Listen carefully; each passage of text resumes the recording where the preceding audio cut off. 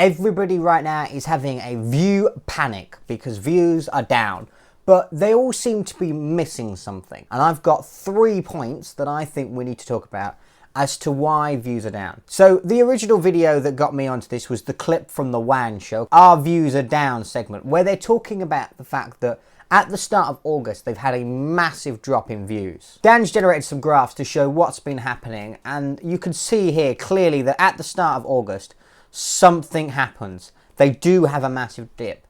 But you'll also notice on this top graph, which is likes, that there is a massive spike. That essentially, for the amount of views they're getting on the video, more people are liking their video. I think that's an interesting note because that clearly means that for the people watching the video, or the perceived people watching the video, more people are liking, commenting, or whatever. So I think we can narrow this down to 3 things that we need to look at in order to understand what is actually happening. So let's demonstrate this with a fictional video. So say I've got my fictional video. This video gets 10 views. And out of these 10 views, say these lot up here are watching on the mobile app. So that's 3 of our viewers on the mobile app. Let's put another 3 of our viewers, say, on the TV. I just indicate that in purple. I just distinct this up. Now let's say that these 2 viewers here are watching on TV. This is a fair breakup of what my views look like. I get most of my views from mobile and some from computer, very few from TV. But if we break it up like this, we've got left 2 viewers. And I think there's a high likelihood that we could call these viewers something like idle viewers or bots. Essentially, these are people that are not really there. They've left YouTube playing in the background on a computer and left it. I've most definitely done that. Or they've accidentally switched it on their TV while they're not watching their TV and they've gone to work. Something like that. These are idle viewers. Let's indicate that in black. So these are our idle viewers. So these people are not actually generating us any revenue. And that's important because revenue for people has not necessarily gone down, only the amount of views. But I think we can attribute that to this graph. So now that we've got our idle viewers, say YouTube cut down on idle viewers. Let's take these 2 viewers and move them out of the way. Now we've got our 8 viewers on this video. The likelihood is these people here that watch on mobile are most likely subscribed. So let's indicate that by going to blue. So these are our subscribed viewers. And now let's say that some of these people down here on computer, say 2 of the people, are also subscribed. Now we've got these 3 people. So we've got these people that watched on TV and we've got this computer viewer. They're not likely to be subscribed. So they're what YouTube would probably call a casual viewer. They occasionally watch some of your content. They come on and off, whatever. So let's say one of these viewers, he's no longer watching for some reason, and we'll get to the reasons in a minute. And then let's say this other computer user, he's also no longer watching. And that's how we've generated a lower view count. But you're probably thinking, how does this line up with a higher like ratio? So like here in Dan's graph, as the views have gone down, the like ratio has gone up. And I think you could look at this and literally say, these 2 bot views were never going to like your video, were they? They were not there, they were never watching. So they were never going to like. Those 2 views have gone. So that will increase the like ratio. This person who casually watches your video, well, he might have liked if you really liked the topic. But maybe he didn't even get to the end of the video. He just occasionally likes to watch some of your content. And the stuff that he does watch, he really likes. So he presses the like button. But this bloke here, he doesn't like some of your content sometimes. But he does sometimes. But he casually watches. But he doesn't engage with the platform. He's got it on in the background, listening to it, then maybe clicking on some other videos, right? He's not likely to like. But these people that are subscribed, well, they're more likely to be engaged. They're more likely to watch every video that you're publishing. So these people, they're going to hit the like button. And so are these people. And maybe this person that's watching on TV, he doesn't hit the like button. But we've reduced the amount of views based on these people no longer watching your content, which has left us with these people. And if only a small subset of these, maybe these 3 people that were always liking your content, still like your content, that is going to work out to a higher like ratio. It's not necessarily that more people are liking your content. It's just the people who normally like your content are still liking your content, if that makes sense. So you're probably thinking, you've just removed some viewers. Why have you removed these viewers? Why might these viewers not be watching right now? And I think we can put it down to seasonality in the year. Right now it's August, and that's when this dip happens, at the start of August. What do most people do in August? They go on holiday. They're no longer engaging in the YouTube environment. They're enjoying their lifestyle, they're in the sun, whatever that might be. So when you're away, you're unlikely to watch as much content. Let's give that an example. So this is me at home, say. I'm likely to watch video A and probably then video B. Maybe I don't watch video C, but I watch video D. Okay, so out of these 4 videos, I'm likely to watch 3 of them. But now I've gone away, I'm on holiday. And actually the amount of time I have to watch these videos has gone down. So say this video is 5 minutes long, this video is 10 minutes, and say this video is 20 minutes. I might only watch the 5-minute video because actually I've got a lot of other stuff going on. I'm enjoying whatever it is I'm on holiday doing. And actually I don't have time to watch these videos. That doesn't necessarily mean I don't like the videos. And when I eventually end up back home, there's a high likelihood that I might still go and watch this video, assuming YouTube recommends it to me, or even watch this video that I didn't watch before at all. That's purely because I've got more time. And I think that's what we need to look at right now. And this comes down to point 1 on my checklist. Lack of viewers. YouTube can't randomly generate views for your video. Somebody, whether it be me, you, or anybody else, they have to click on it. Regardless of how good the packaging is and how good the video is, somebody has to click on it. And for that person to click on it, they have to have time to be able to click on it.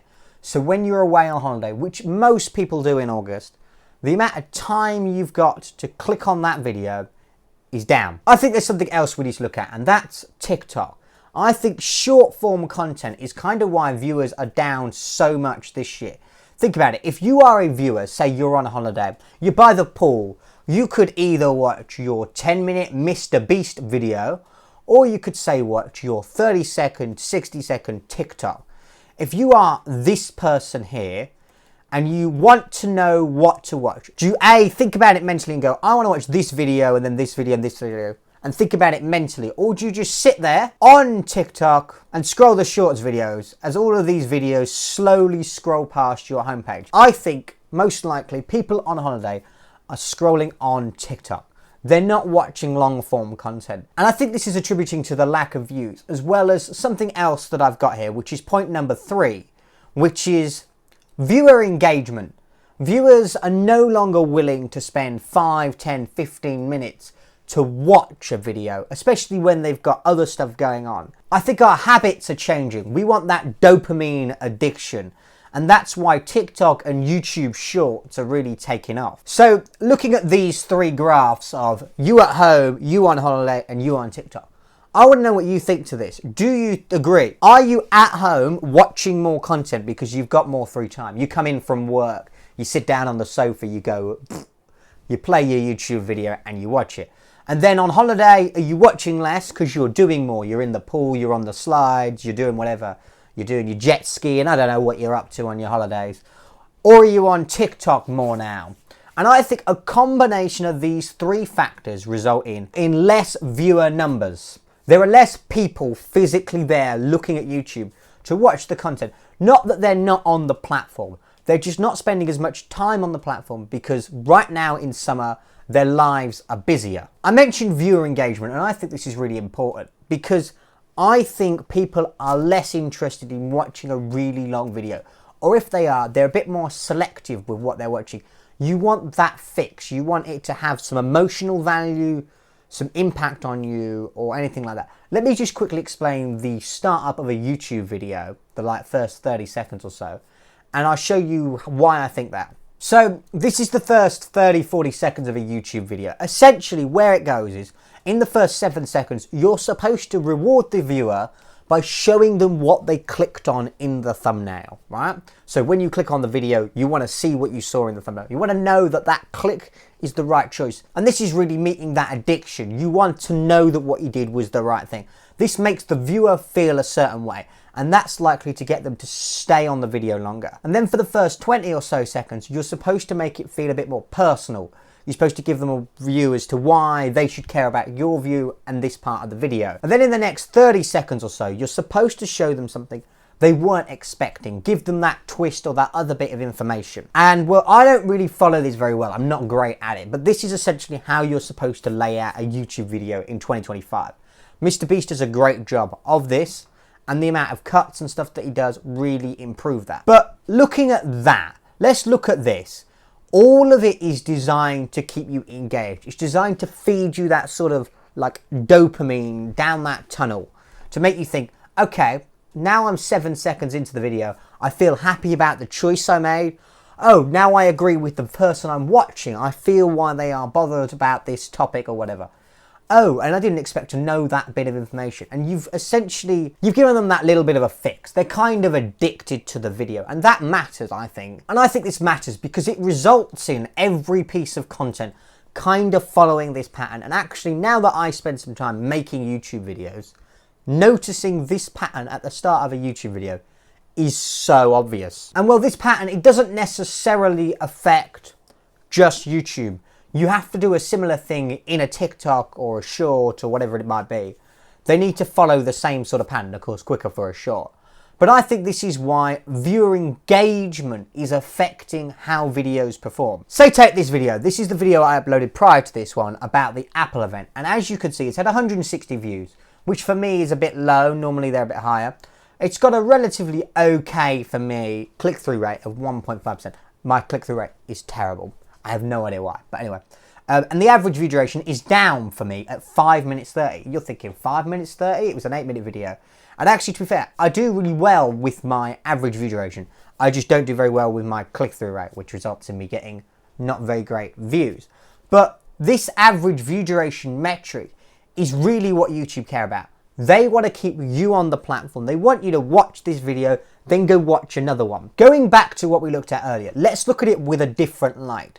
So these are our videos. We've got our 4 videos here. They're the same 4 videos. We talked about that, right? But now, say YouTube has realized this user is in Miami or Los Angeles or Turkey or wherever. They're on holiday. They've realized that. And actually, it's not going to suggest me the same 3 videos here.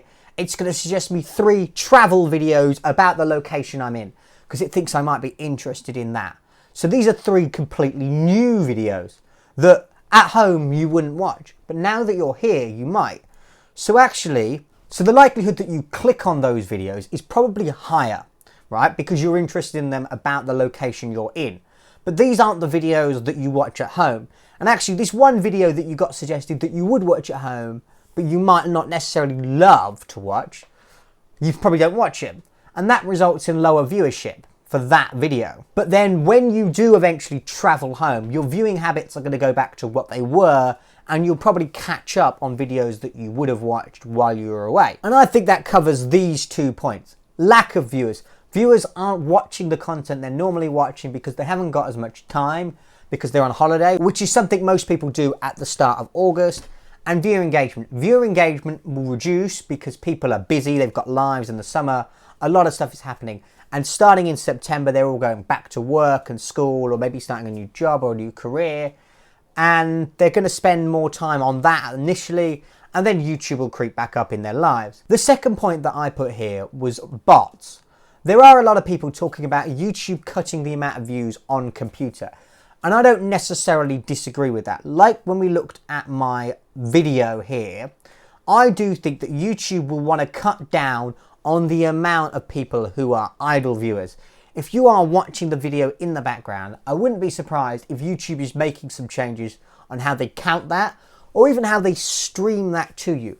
They want to cut down on bandwidth. If they can serve, say, these people, and they can generate as much revenue from these people as these people included in that because they were idle viewers or people who weren't watching the platform, then why show it to these people who aren't watching the platform or aren't going to engage with the advertising if you could show it to these people and make more money? YouTube is a platform that really wants to show people videos they're going to click on, videos they're going to enjoy, videos they're going to watch the entirety of. And these viewers, they're going to watch most of that video. These people, they would have watched the entire video, but they haven't made YouTube any money. And YouTube is pretty confident they don't exist. They're not there. They're just playing in the background. And I can see why YouTube might say, let's not show them these videos, or let's not count them as they're not engaged. YouTube isn't changing how they're counting views. They're just changing who is a viewer. People who are playing in the background, maybe they haven't interacted with the site, they've not moved their mouse, maybe playback stops, auto playback does not continue. And this reduces the amount of idle views. And that affects the amount of views that you will get, resulting in these three tactics really being what brings down views. So, what now? What does this mean? Well, if you look at the trend of views over time, most channels would expect the average amount of views that they get over time to go up. Mine is most definitely doing that. It's very slow. I'm not great at YouTube, I'll be honest. But my views are definitely going up over time. As I get better at content, I make it more engaging, whatever. But of course, this is the average, whereas the line probably looks a bit more like this. Oh, then you go down here. Oh, maybe then afterwards you have a spike. And then maybe it comes back down to that. So the line is a bit more jagged. And this averages out to this gradient of we gradually increase the amount of views on your channel over a period of time. And let's look back at Dan's graph. My problem with Dan's graph is this is from August to the end of August, and this is from sometime in July.